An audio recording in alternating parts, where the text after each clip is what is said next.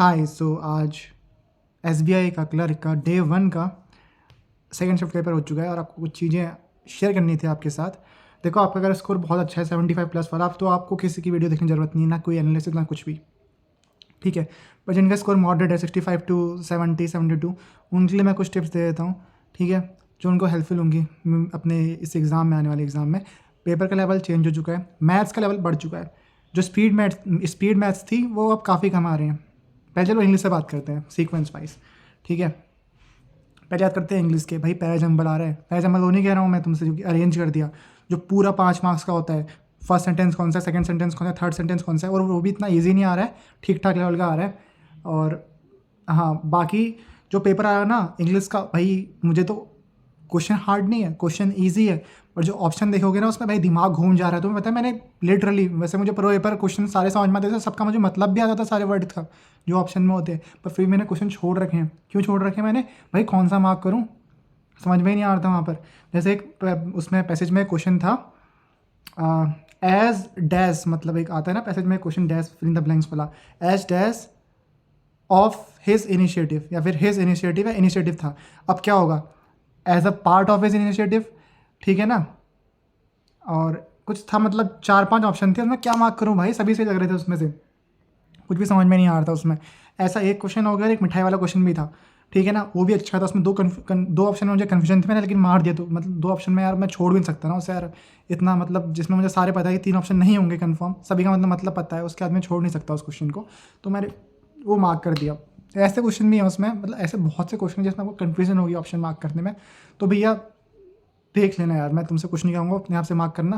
देखो, अगर तुम्हें कंफर्म है कि 5 में से 3 ऑप्शन नहीं हो सकते, तो कहीं से कहीं तक मैच नहीं कर सकते, और 2 ऑप्शन तुम्हें पता है, मतलब ही पता है, और बस इतना डाउट हो रहा है कि यार क्या मार्क करूँ, जो तुम्हें ज़्यादा बेटर लग रहा है उसको मार्क कर देना। अब इतना तो मानना ही पड़ेगा यार, अब तुम आते हुए क्वेश्चन भी नहीं छोड़ सकते ऑप्शन, क्योंकि काफ़ी मिलते जुलते हैं चक्कर से। और PQRS आ रहा है। देखो, मेरे पास टाइम बहुत था, मेरी इंग्लिश जल्दी आती है, बहुत जल्दी आती है, तो मेरे को कोई प्रॉब्लम नहीं हुई इंग्लिश में।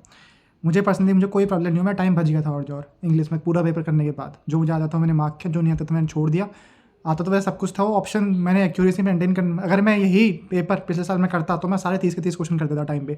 लेकिन इस साल मैंने क्वेश्चन जहाँ छोड़ रखे हैं एक्यूरेसी मेंटेन करने के उससे, और आपको ये करनी चाहिए एक्यूरेसी। भैया ये SSC नहीं है, तुक्की मत मानना, मुझे मेंस में झटका लग चुका था अपने मार्क्स देख के। भाई इसमें एक्यूरेसी का बहुत बड़ा इंपैक्ट पड़ता है, ठीक है ना, ध्यान रखना। लेकिन हाँ, ऐसा भी नहीं है, अब 3 तुम्हें पता नहीं होंगे तो उसका मतलब पता है तुमने वहाँ छोड़ना नहीं है, उतना तो मानना ही पड़ेगा यार, ऑब्वियसली बात है। ऐसे तुम्हें कितने क्वेश्चन छोड़ने पड़ जाएंगे, ठीक है, इंग्लिश में। और और इंग्लिश में और कुछ था, PQRS जिसकी बात करता, PQRS का लेवल अच्छा आ रहा है, उसको लास्ट में देखना, ठीक है। पहले बाकी क्वेश्चन देखना, पैसेज पढ़ लेना, उसके बाद PQRS में आना। मैंने तो मार्क कर दिया था यार उसमें, मेरी शिफ्ट थी सेकंड शिफ्ट, तो उसमें मैंने जो मार्क किया था, आई थिंक 4th D से स्टार्ट किया था मैंने सेंटेंस। उसके बाद में तुम्हारा उसमें आया था, एक फ्रेंच की लड़की थी जिसका नाम था एरिका, आई थिंक। तो वो बता रही थी कि जब वो जापान के ऊपर था, कि मतलब उसमें कैसे जो है वो एरिया फ्लॉग आउट हो चुके हैं जापान का, उसमें वो ओवर टूरिज्म को लेके, ठीक है। तो उसमें अच्छा था, मतलब यार ऐसा डाउट था वैसे मुझे, तो पहला मैं D पे रखा, और लास्ट तुम्हारा हाउएवर। तो क्वेश्चन अच्छा था, मतलब उसमें पहला जो मैंने, मतलब मेरा सीक्वेंस बना था उसमें, D से मैं स्टार्ट किया था, B तो मुझे पता था D और B तो होगा, अब साला E होगा या फिर C होगा, उसमें डाउट में आ गया, तो मैंने E मार्क किया। फिर मेरा सीक्वेंस था DBECA, मैंने A मार्क कर रखा। बताना सही है गलत है मुझे कोई आइडिया नहीं है भाई, डाउट हो रहा था मुझे आखिरी में भी, पर आई होप कि सही हो जाए। और फिर आते हैं मैथ्स में। भाई मैथ्स में, सच बता रहा हूँ, मैथ्स में सीखने का एक्सपीरियंट, फिर मेरे से मैथ्स नहीं हो पाई इतनी अच्छे से। एक बंदे ने मेरा कॉन्फिडेंस डाउन कर दिया था, मैं क्योंकि मैथ्स में 27 अटैम्प्ट कर रखे हैं, 27-28 पता नहीं कितने कहा उसने, मुझे पता नहीं यार वो सच बात है झूठ बात है, क्योंकि उसका पिछली बार प्री भी नहीं हुआ था। अब मेरा या फिर मैथ्स ख़राब किया, मुझे पता नहीं है। मेरे अटेम्प्ट कितने थे मैथ्स में भाई, मुझे कुछ पता नहीं अटेम्प्ट कितने थे, क्योंकि इसमें क्या होता है ना, जब तुम मार्क करोगे ना क्वेश्चन, एक तो होता है सेव और नेक्स्ट का ऑप्शन, एक होता है मार्क फॉर रिव्यू, ठीक है ना। अगर तुम ऑप्शन टिक कर दोगे, मार्क फॉर रिव्यू जाएगा, तो वो मार्क हो जाता है ऑप्शन, अगर तुम पेपर दे दोगे तो वो सबमिट हो जाता है क्वेश्चन। तो मैं देखे नहीं उसके इतने मेरे हो रखे अटैम्प्ट, आई थिंक मैंने कुछ क्वेश्चन वैसे भी करे थे, तो उससे शायद से मेरे अटैम्प्ट, मुझे ध्यान नहीं है मैथ्स में, 22 से तो मेरे ऊपर है अटैम्प्ट मैथ्स में, इतना तो मुझे पता है, लेकिन 22 से ऊपर पता नहीं कितने अटैम्प्ट हो, ध्यान नहीं है। रीजनिंग में मेरे अटैम्प्ट 31 से 32 हैं। चलो वो लास्ट में बताऊंगा तुम्हें। हाँ, इंग्लिश में हो गया, अब मैथ्स पे आते हैं। मैथ्स की बात करें तो भाई मैथ्स का लेवल अच्छा आ रहा है, अर्थमेटिक आ रही है अच्छी खासी, 2-2 लाइन के लंबे लंबे क्वेश्चन अर्थमेटिक के, ठीक है। अब आते हैं भाई, तुम्हें आते हैं सब भाई, आते होंगे, छोड़ देना उन्हें, टाइम लगेगा तुम्हारा, और DI भी अच्छी आ रही है भाई। अच्छी मतलब ऐसा नहीं पेपर का लेवल बहुत हाई है, पर जो जो जो टाइम पे नहीं कर पाते हैं उनसे नहीं हो पाएगी DIB होता टाइम पे, ऐसी थी मतलब। मेरे से तो नहीं हो पाया, मतलब मेरा इतना अच्छा नहीं गया पेपर मैथ्स का, अच्छा जा सकता था मेरा और, बट नहीं गया मेरा। पता नहीं कितने अटैम्प्ट हुए, मुझे अटैम्प्ट भी याद नहीं है यार मेरे, 22 थे 25 थे कितने थे ध्यान नहीं है मुझे अटैम्प्ट मैथ्स में। पर हाँ, स्पीड मैथ्स के सिर्फ 10 क्वेश्चन आ रहे हैं और वो भी लंबे आ रहे हैं। अब वैसे नहीं है मन में कर रहे थे 64 ब्रैकेट रूट के अंदर है तो 8 आया, 8 चौक 32 32, ऐसे नहीं हो पाएंगे अब वो लंबे लंबे साले प्लस करो माइनस करो फिर जोड़ के आंसर निकालो। वो तो ऐसा था, उसमें टाइम भी खर्च हो रहा है काफ़ी ज़्यादा, पेन चलानी पड़ रही है बहुत ज़्यादा उसमें। ठीक है, और ये था स्पीड मैथ्स के इतने क्वेश्चन है तुम्हारे, बहुत कम थे आई थिंक 10 ही क्वेश्चन थे स्पीड मैथ्स के, मुझे याद नहीं कितने क्वेश्चन थे, बट सिर्फ वही आ रहा है ना, नंबर सीरीज आ रही है ना, तुम्हारा वो होता है ये फैक्टर निकालो इसके फिर बड़ा कौन सा है वो बताओ, ऐसा कुछ नहीं आ रहा है। अर्थमेटिक क्वेश्चन आ रहे हैं। ठीक है, मतलब अच्छा पेपर आ रहा है, पेपर अच्छा आ रहा है। मुझे बताना कितने अटैम्प्ट दिए, अगर किसने दे रखा है सेकंड शिफ्ट में तो बताना कितने अटैम्प्ट हो रखे हैं। ठीक है, मैथ्स में यही है, मैं कहूँगा देखो छोड़ दो चलना क्वेश्चन को, अर्थमेटिक क्वेश्चन आते भी हैं छोड़ना, आगे बढ़ना सीधे उनको मार्क फॉर रिव्यू कर देना। स्पीड मैथ्स में आना हो तो करते हैं स्पीड मैथ्स के क्वेश्चन, हर कोई करता है। मेरा एक छूट गया था स्पीड, मैं छोड़ा क्या मतलब मेरा उसका आंसर गलत आया था, मैंने छोड़ दिया स्पीड मैथ्स का क्वेश्चन। और यार मुझे तो एक दो क्वेश्चन मैंने छोड़े भी ऐसे, मतलब एक में शायद नन ऑफ दिस आ रहे थे, मार्क नहीं किया छोड़ दिया, ऐसे भी आ रहे थे। मतलब पेपर का लेवल अच्छा आ रहा है नो डाउट, मैथ्स का लेवल बढ़ चुका है। इसने मुझे बताने कितने अटैम्प्ट होंगे। और बात करते हैं रीजनिंग, भाई रीजनिंग पर्सनली मुझे मेरे लिए आसान लगी, रीजनिंग मेरी अच्छी गई, रीजनिंग मुझे कोई उसमें मतलब अच्छी क्या गई, बहुत और अच्छी जा सकती थी, मेरा कुछ ख़राब भी हुआ है रीजनिंग में, लेकिन पर्सनली मुझे आसान लगी।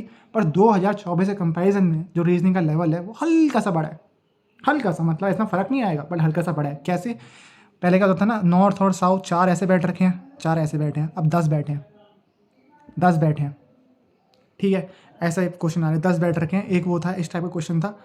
और नहीं मतलब रीजनिंग का लेवल उतना ही है, मतलब 19-20 का फ़र्क है पिछले साल से, मतलब हल्का सा 19 से 20 हो रखा है, इतना बढ़ रखा है। और मुझे पेपर इजी लगा रीजनिंग का भी, उसमें कोई दिक्कत नहीं होगी, मतलब रीजनिंग में हल्का सा बढ़ा है, हल्का सा ना बराबर, उसमें फ़र्क भी नहीं पड़ना चाहिए आपको। एक ब्लड रिलेशन क्वेश्चन था भाई, मैंने मेरा पेपर जो टोटल पेपर था मैंने 31 क्वेश्चन कर लिए थे तुम्हारे, आई थिंक। हाँ मैं बताता हूँ हो गया, पहले स्टार्टिंग मैंने 1.5 मिनट दिया उसको ब्लड रिलेशन में, इतना ईजी था यार, पता नहीं फिर मैं गलत हो गया ब्लड रिलेशन का, मैं बन नहीं पाया, तो फिर मैं बागी आया। फिर मैंने पेपर बहुत जल्दी, मैं पजल जल्दी जल्दी करे सबके से, मतलब जल्दी हो गए थे मेरे, और टाइम भी बड़ा अच्छा था। मैं पजल दोबारा भी चेक कर रही कितनी जल्द, मतलब हाँ डाउट कि कहीं गलत ना हो जाए। ठीक है, उस चक्कर से मेरा टाइम तो बचा ही था यार मेरे पास टू बी ऑनेस्ट। तो मैंने इतने करे, और एक था वर्ड मीनिंगफुल वर्ड बनाओ वाला, मैं छोड़ देता हूँ, वो आपको छोड़ देना चाहिए। एक वो था जो मैंने स्किप किया, जो मतलब स्किप कर देता हूँ। एक और था यार मेरे साथ हिसाब से, वो एक और क्वेश्चन था, मैंने एक और स्किप किया था, 2 स्किप मैंने किए थे, और 3 क्वेश्चन में से मेरे वो जो ब्लड रिलेशन का क्वेश्चन था वो इजी था, मैंने उसमें 3 मिनट दिए, मेरा फिर भी मतलब फिर भी हुआ क्या, मेरा हो गया था वो, मैंने आंसर मार्क नहीं कर पाया। तो इतना ही फ़र्क हुआ, वरना मुझे टाइम की कमी बिल्कुल नहीं हुई रीजनिंग में। 31 तो मेरे सही होंगे, होने चाहिए यार, पता नहीं क्या होता है। वैसे 31-32 मैंने अटैम्प्ट कर रखे रीजनिंग में। ठीक है, और अटैम्प्ट मेरे रहे हैं इंग्लिश में मेरे 27 अटैम्प्ट हैं, 27 ही आई थिंक, 27 मेरी 27 अटैम्प्ट है, मुझे याद नहीं आ रहा, 27 अटैम्प्ट है शायद से, 27 अटैम्प्ट है, 27 अटैम्प्ट है जहाँ तक मेरे इंग्लिश में। मैथ्स मुझे याद नहीं है मैंने कितने सेव और नेक्स्ट किए थे मार्क फॉर रिव्यू, सेव और नेक्स्ट मैंने 22 किए थे, कुछ मार्क फॉर रिव्यू भी करे होंगे मेरे हिसाब से, तो मुझे याद नहीं है। और रीजनिंग मेरे 31 से 32 अटैम्प्ट है, तो ओवरऑल मेरे आई थिंक मुझे याद नहीं आ रहा अटैम्प्ट कितने थे यार, मेरे 76 to 80 अटैम्प्ट होंगे मेरे ओवरऑल, 80 में भी 32 27 3 2 5 55 कितने अटैम्प्ट है यार मेरे, तुम्हारे 27 मतलब अटैम्प्ट तुम लगा लेना 27 कितने थे मुझे याद नहीं है, बट पेपर ऐसे ही कुछ है। ठीक है, तो भाई all the best. Cut off में फ़र्क आएगा ऑब्वियसली, स्टेट के ऊपर डिपेंड करता है, तुम्हारे कुछ स्टेट से तुक्के मत मारना, जो फ्रेशर्स हैं भाई इसमें बहुत फ़र्क पड़ता है, तुक्के मत मारना। तो बस इतना ही ओवरऑल समरी अगर बताऊँ तो तुम्हें, तुक्के मत मारना इंग्लिश में, अगर 3 ऑप्शन में डाउट है, अगर ज़्यादा डाउट है तो तुक्के मत मारना। अगर हाँ लगता है कि यार 70% 3 ऑप्शन तो होंगे ही नहीं, 2 ऑप्शन बचे उसमें से हाँ कि 70% ही होना चाहिए आंसर, तो मार देना ऑप्शन। PQRS तुम्हें अगर आता है, फर्स्ट और लास्ट तो करना ही करना PQRS में इंग्लिश में, बीच के अगर तुम्हें लग रहा है कि ये होगा, ठीक है ना, श्योर हो, बस श्योर क्या हो, 80% श्योर हो, 70-80% तो मार्क कर देना। मैं तो 70-80% मैंने श्योर था, मार्क कर दिया। श्योर नहीं था मतलब बीच में, मतलब मैं बीच के 3rd सेंटेंस और 4th सेंटेंस में से श्योर नहीं था, तो मैंने तो फिर भी मार्क कर दिया। ठीक है ना, 2 ये हो गए इंग्लिश में, और कुछ है और कुछ नहीं है और सही में। और हाँ ऑप्शन काफ़ी कन्फ्यूजिंग है तुम्हारी इंग्लिश में। ठीक है, ऐसे कितने ऑप्शन होंगे जो आपको क्वेश्चन पढ़ने बिल्कुल समझ में आएगा, आपको पूरा समझ में आएगा, पर फिर भी ऑप्शन देख के मार्क नहीं कर पाओगे, क्योंकि ऑप्शन सब ऐसे लगेगा सब मतलब ये तो सिनोनिम है यार, बैंक सब बैठ रहे हैं यहाँ पर, सही कैसे मार्क करो। तो ऐसे ऑप्शन भी आएंगे, छोड़ देना उन्हें। ऐसा बेसिकली PO में आता है और मेंस में आते हैं ऐसे क्वेश्चन, बट यहाँ भी देखने को मिल रहे हैं। तो यहाँ इंग्लिश में ही था। मैथ्स का लेवल उठ चुका है, अर्थमेटिक भर भर के आ रही है अर्थमेटिक, और मेरा तो इतना अच्छा नहीं गया अर्थमेटिक के उससे, क्योंकि यार सर एक तो सिस्टम भी बढ़िया सिस्टम था साला, ऐसे खिसकाना ही पड़ रहा था वहाँ पर, मॉनिटर इतना भयंकर, टैब जितना मॉनिटर दिया था वो ऐसे खिसकाना पड़ रहा, ऐसे खिसकाना पड़ रहा, तो टाइम की कमी पड़ जा रही थी, और स्क्रीन तो वाह 1 सेकंड तो हैंग हो रहा हो। तो ये था। रीजनिंग मुझे ईजी लगी, आपको मतलब जैसे पहले थी वैसी अभी भी है।